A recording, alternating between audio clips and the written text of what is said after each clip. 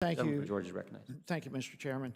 And I do have a letter that came out last Congress by a host of organizations supporting the Free Speech Fairness Act and for the Johnson Amendment. I'd ask unanimous consent for it to be added, included in the record.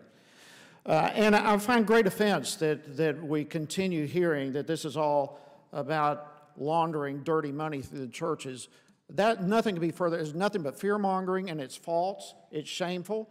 This is about free speech, and there are laws to prevent laundering, and nothing in that regard changes.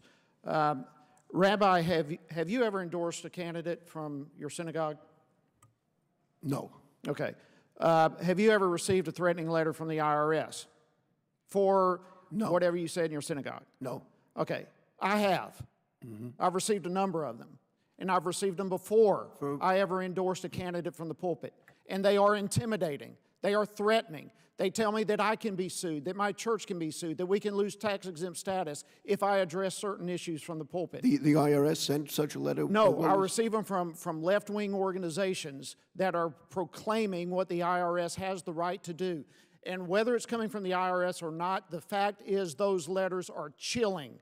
And they distort a very vague Johnson Amendment that is being used as a bully pulpit to self-censor people right out of involvement from our, and the fact that you have not received the letter says to me you have no business even addressing what the content of those letters consist of. It's amazing and ironic to me that people here today who claim to be supporters of the separation of the church and state are the very ones demanding that the government censor what's said in churches. And it's contradictory in every sense of the word. It ought to be the pastor, it ought to be the church that has the right to determine what is spoken from the pulpit, not the government. When government starts determining the content of sermons, we are in major trouble. So let's go back to the basics, the bird's eye view of why we're here today. Ms. Holger, I don't know who to address this to, so y'all just chime in, but let's go relatively quickly. The purpose why the Johnson Amendment came about in the first place, was it enacted to stop political speech from political opponents? Mr. Chairman, members of the committee, it was designed as a political ploy by then Senator Lyndon Johnson to shut down 2 secular nonprofits. There we go. That was the purpose. And I made the quote from the IRS itself acknowledging. That's the purpose. Right there is the purpose. That is why we're here today. It is because the Johnson Amendment was enacted for the distinct purpose of silencing political opponents who happen to be leading nonprofit organizations. That's why we're here. And that, over 60 years ago, has now become a massive tool of intimidation for 501c3 organizations, and that precisely is what, it's not about money, it's about free speech, it's about deliberately, purposefully, intentionally trying to silence the beliefs in the public square of those who are in nonprofit 501c3 organizations, and that must change. That is unconstitutional, that is un-American, and it needs to change.